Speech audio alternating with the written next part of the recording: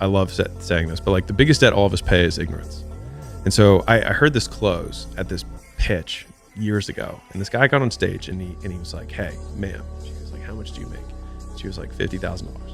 So he wrote $50,000 on the whiteboard, and then he wrote $1 million on top of the 50,000, and he subtracted it. It said 950,000. He said, "You pay life $950,000 every single year for not knowing how to make $1 million."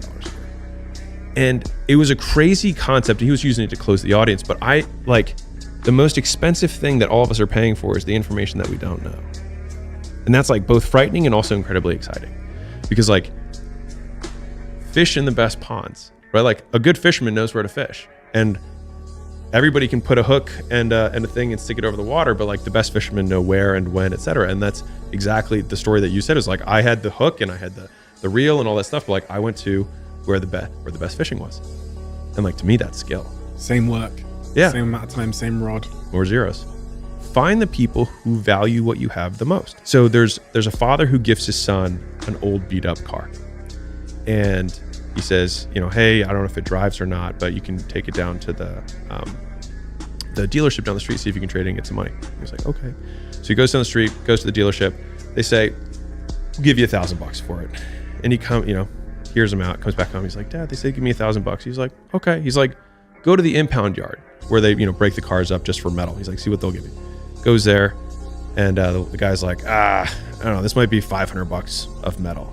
Kid comes back home. He's like, "Dad, he said it was gonna be $500. He's like, "Okay." He's like, "Hey, go down the street to that antique dealership, see if they've got anything, that used car lot." He's like, "Okay." So he goes down there, talks to the guy, comes back home, super excited. He's like, "Dad, you won't believe it." He's like, "This is a historic car. There's only like 10 of them left." He's like, "It's worth $100,000.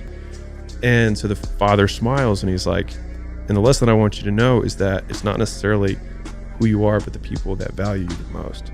And so you can talk to different people and go to the people who value you." And I love that story, because it's a huge business story in terms of like sell where the fish are, where the big fish are. Like if you're going to go hook fish, go where the whales are. It takes the same work, but a lot of it's just belief. People don't think it's possible. And so a lot of times you have to just keep leveling up, and you sell your first $10,000 thing, you sell your first $100,000 thing, sell your first multi-million-dollar package. You realize that it's the exact same thing. It's just, so maybe if anybody's listening right now, it is the same thing. It's the exact same thing, and sometimes it's easier. But I think there's a skill in understanding where to fish.